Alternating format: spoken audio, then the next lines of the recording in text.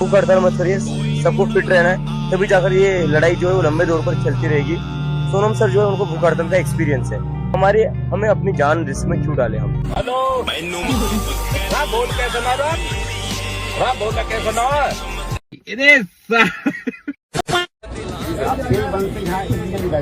Sir मैं legally नहीं बैठा sir, protest is my constitutional right. नहीं सर मैंने इस बात पर sir, protest is my constitutional right नहीं आपके पास में बैठने के लिए।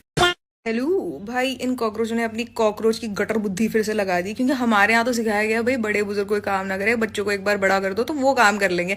अभिजीत भिकमंगे ने बोल रखा है कि सोनम वांगचुक जी एक्सपीरियंसड है, तो प्लीज उनको बोलिए हड़ताल करें, हम अपनी जीवन क्यों खतरे में डालें, क्योंकि हमें क्लियरली नीट से कोई फर्क नहीं पड़ता और नीट के जो बच्चे कराए उनसे भी फर्क नहीं पड़ता, हम पे तो है ही ना, हम तो क्रिकेट खेलेंगे। और भूख हड़ताल की बारी आई तो वो सोनम वांगचुक दे लेंगे, ही इज एक्सपीरियंस गाइस।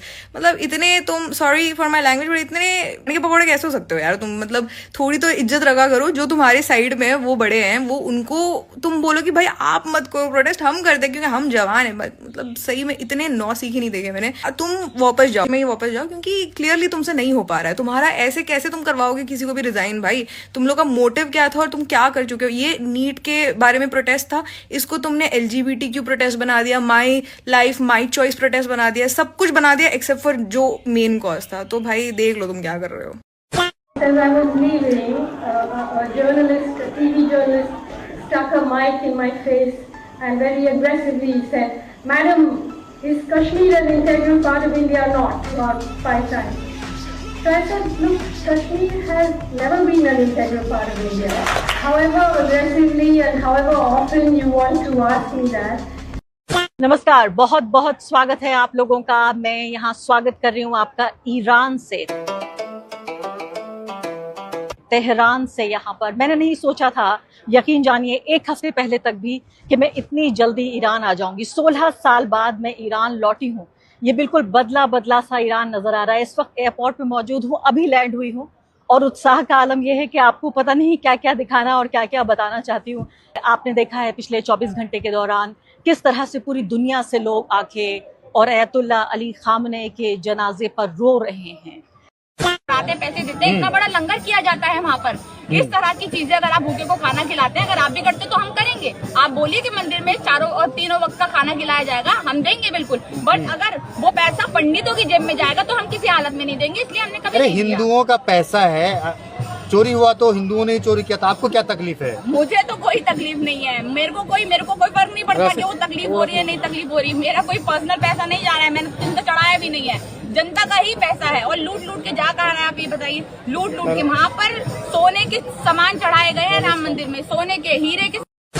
लोग नमाजें भी पढ़ रहे हैं, तो क्या दिक्कत है इस सेकुलरिज्म से? क्या दिक्कत है इस प्रोटेस्ट से? जो तुम्हारा CJP का मेन बंदा है विजेता दहिया, जो अपने आप को नास्तिक बोलता है, तो ये सब चीजें वो अलाउ कैसे कर रहा है? ये तो ऐसा हुआ कि भगवान ऐसा सैडिस्ट है कि ओ आओ मेरे चाटुकार, मेरे चरणों का पानी पियो, तब मैं खुश होऊंगा, तब मैं तुम्हें कृपा दूंगा। क्या आदि शंकराचार्य एक हिपोक्रेट थे, यानी एक बहरूपी है? सदी एक दिन इंस्टाग्राम चला रही, सामने आई प्रोफाइल शिव की। नास्तिक है ना, तो इस देश का जो नास्तिक है वो सिर्फ हिंदू धर्म तक ही नास्तिक है।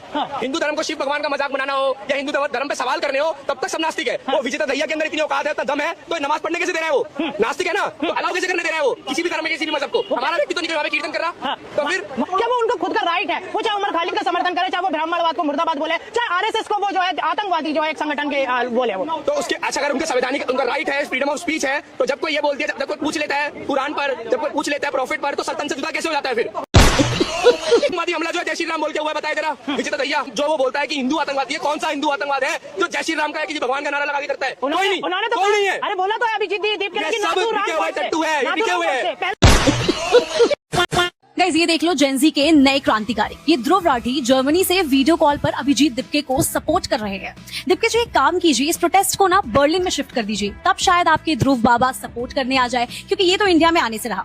और इधर सोनम वांगचुक पिछले 8 दिन से भूख हड़ताल पर बैठे हुए हैं। एटलीस्ट बेचारे ग्राउंड पर कुछ तो कर रहे हैं। ये सब हटाओ, ये अभिजीत दिपके के बारे में पता है लोग क्या कह रहे हैं? कि ये जंतर मंतर पर सिर्फ 24 घंटे में से 12 घंटे रहता है, बाकी 12 घंटे 5 स्टार होटल में रहने जाता है। मतलब यहाँ प्रोटेस्ट भी प्रीमियम पैकेज वाला चल रहा है। बढ़िया है। आजकल कुछ लोगों ने एक्टिविज्म को भी यूट्यूब थंबनेल बना दिया है। बस कैमरा ऑन करो, ओपिनियन दो और खुद हजारों किलोमीटर दूर AC में बैठ जाओ। इसी को कहते हैं long distance revolution. And God knows ये CJP प्रोटेस्ट में आगे क्या क्या देखने को मिलने वाला है। क्या आपके यहाँ आने से ये क्वेश्चन उठेगा क्या आम आदमी पार्टी ही इसके पीछे है? क्योंकि सर अजीत दिग्गे ने खुद कहा था कि हम पहले आम आदमी पार्टी से जुड़े हुए हैं। इस आदमी को कोई सा भी अवार्ड दे दो, ये तो भागा चलाएगा। कुछ अवार्ड तो ये पहला और आखिरी और इकलौता रेसिपिएंट है। कुछ अवार्ड 2 दिन पहले कुछ है। मैं नहीं कह रही, मैं कह ही नहीं रही हूँ, ये गार्डियन वाले कह रहे हैं। देखो मित्रों, इतनी इंटरनेशनल बेइज्जती के बावजूद कुछ हमारे गोदी मीडिया में भरे हुए सरकारी पेडिग्री पलने वाले पोपो के पिल्ले और हमारे यहाँ के अनभक्त जो चरण वंदना चटक चोमू प्रोपोगेंडूज हैं, ये आपको अभी बताएंगे कि विश्वगुरु विश्वगुरु विश्वगुरु घंटे विश्वगुरु। हिंदू मुस्लिम भाईचारे का झुंझुना बजाने वालों, एक बात हमेशा याद रखना, वो तुम्हारे लिए भाई हो सकते हैं मगर उनके लिए तुम सिर्फ चारा हो। 15 वर्ष और आप कांग्रेस को वोट ना दे करके देखिए, ये खुद जामा मस्जिद गिरा करके श्री राम के नारे ना लगाने को करिएगा। जय श्री राम। आज के समय में हमारे देश में ऐसा हाल हो गया है कि हर एक नॉर्मल इंसान बहुत परेशान है। इस गंजे को देखो, ये अभी तेल डलवा कर आया है और इसका इथेनॉल की वजह से इंजन जाम हो गया। इसको पता भी नहीं है इसकी 2,500-3 हजार रुपए का खर्चा आएगा। अब आम आदमी इतने पैसे कहाँ से लाए? सिर्फ नितिन गडकरी की वजह से। 15 दिन से चलाई नहीं, इसलिए बैटरी डाउन हो रखी है। तो देखा आपने, ये अंधभक्ता, सच्चाई वही है जो मैंने बताई।